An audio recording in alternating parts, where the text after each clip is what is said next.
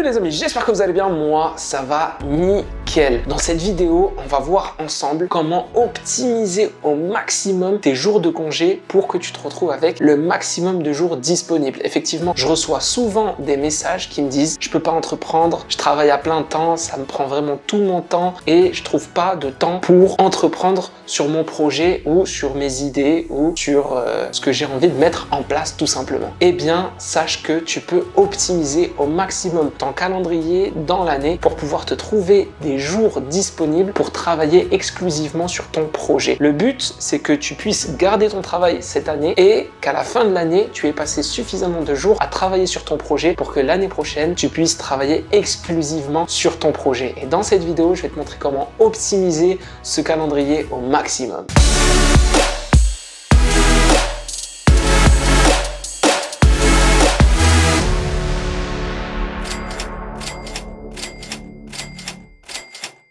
Mon ami, si c'est la première fois pour toi, sache que je m'appelle Yasser et ici, on parle essentiellement de business pour gagner sa liberté temporelle, liberté géographique et sa liberté financière. Comme tu le sais, la France est un pays avec plein de jours fériés. Et si tu optimises correctement tes jours de congé, tu peux vraiment gagner plusieurs jours consécutifs de vacances. Ici, on va prendre par principe que tu travailles à plein temps dans un travail bureaucrate. Voilà, un travail de bureau. Donc, on va dire que tu as tous tes week-ends et que tu travailles 5 jours par semaine à plein temps. Du coup, tu as la possibilité de poser des jours de vacances durant ton année. Et sache que si tu optimises correctement sur cette année, en posant seulement 26 jours de congé, tu peux gagner au total 64 jours de vacances. Et tout ça, je répète, pour seulement 26 jours de congé. Ces 64 jours de vacances vont te permettre de te focus sur ton projet et de mettre en place ton passage à l'action pour atteindre ton objectif. Rappelle-toi, et je le dis souvent, travailler sur ces projets, c'est pas un sprint, c'est un marathon. Tu vas devoir t'armer de patience et de persévérance. Mais sache que au bout du compte, il y a tes objectifs, donc il faut vraiment pas lâcher. Ok mon ami, on va passer au calendrier. Sache que cette année, il y a 11 jours fériés et on va donc optimiser au maximum ces 11 jours de fériés pour que tu te retrouves à avoir le maximum de jours de vacances. Et ça commence en avril. En avril, tu as le lundi 10 qui est un lundi de Pâques. Donc il te suffit de poser le 12, le 13, le 14 et le 15 pour avoir 9 jours d'affilée. Ensuite, en mai, il te suffit de poser seulement 6 jours pour en avoir 18 en tout. Le 1er mai est férié, donc si tu poses le 2, le 3, le 4 et le 5, tu auras déjà 10 jours de congé d'affilée. Ensuite, tu peux poser le 19 mai pour avoir un week-end de 4 jours et poser le 26 mai pour avoir un second week-end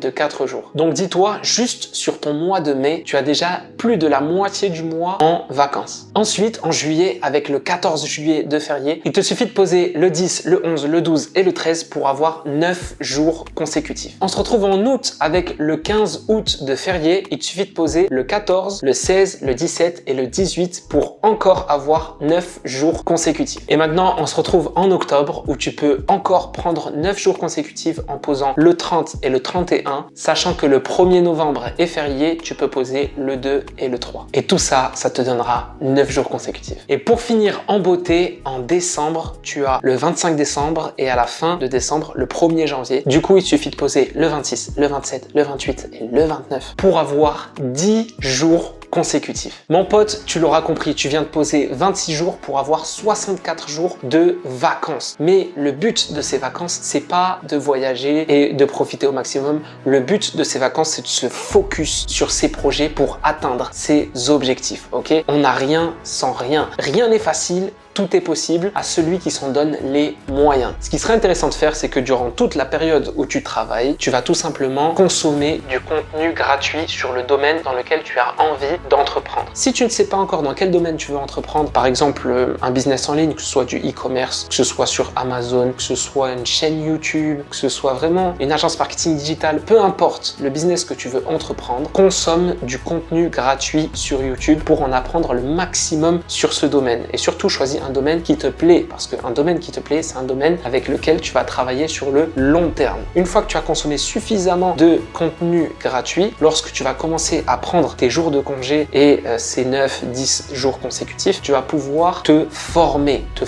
donc prendre une formation et te former et être focus pendant 9-10 jours consécutifs. À chaque fois que tu as ces 9-10 jours ou ce week-end de 4 jours, tu vas pouvoir te focus tous les jours sur cette formation pour mettre en place ton projet. Pour qu'à la fin de l'année, ces 64 jours de formation puissent faire naître ton projet et enfin atteindre tes objectifs d'ici l'année prochaine. Mon ami, j'espère que cette vidéo t'a apporté énormément et qu'elle t'a plu. Si c'est le cas, tu mets un petit pouce, ça me fera plaisir. N'hésite pas à me donner toi aussi tes astuces dans l'espace commentaire. Ça permettra de partager à tout le monde et ça permettra à tout le monde de pouvoir avoir ton point de vue. Donc n'hésite pas, ça se passe tout en bas. Merci à tous les nomades digitaux. Ciao.